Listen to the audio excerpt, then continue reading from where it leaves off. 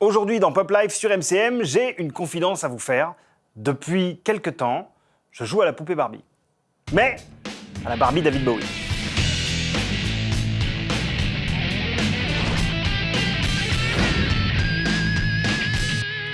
D'aussi loin que je me souvienne, j'ai toujours aimé les jouets.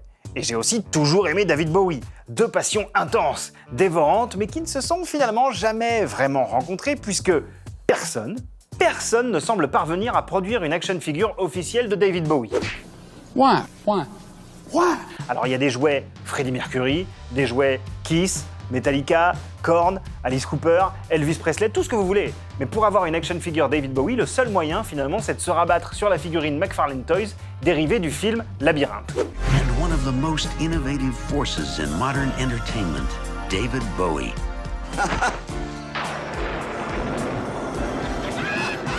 Autant dire qu'on est loin du Dream Toy Ziggy Stardust qu'on a tous envie de poser sur notre étagère à bibelots.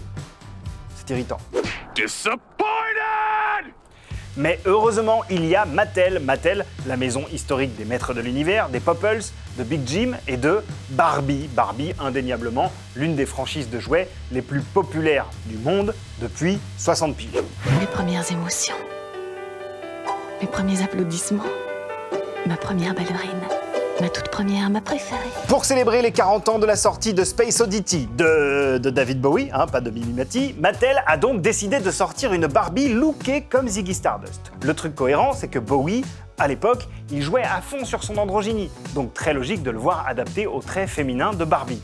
Truc moins cohérent, à l'époque de Space Oddity, Bowie n'avait pas du tout ce look. En même temps, est-ce qu'on avait vraiment envie d'avoir une Barbie Bowie bouclette ? Non, on n'en avait pas vraiment envie. En revanche, cette Barbie hyper flashy, avec ses cheveux flamboyants, son costume shiny inspiré du design original de Kansai Yamamoto et Freddy Burretti, son maquillage mythique, oui, cette Barbie-là, on la veut. Mais, comme elle est collector, elle n'est pas donnée, voilà, faut le savoir.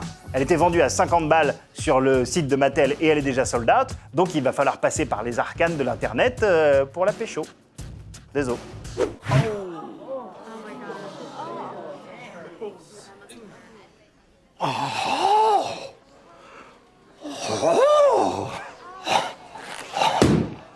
Disqualified. Aujourd'hui dans le Rewind de Pop Life, votre supplément vintage, un truc assez marrant à propos de David Bowie, il a failli s'appeler Tom Jones. What the fuck? What are you doing to me? En fait, David Bowie est né David Robert Jones.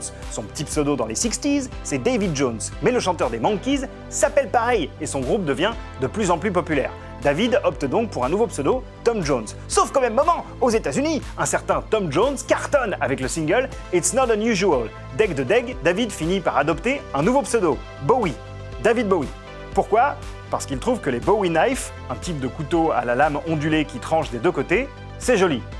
Et puis ça sonne mieux que David Opinel ou David Tranchelard.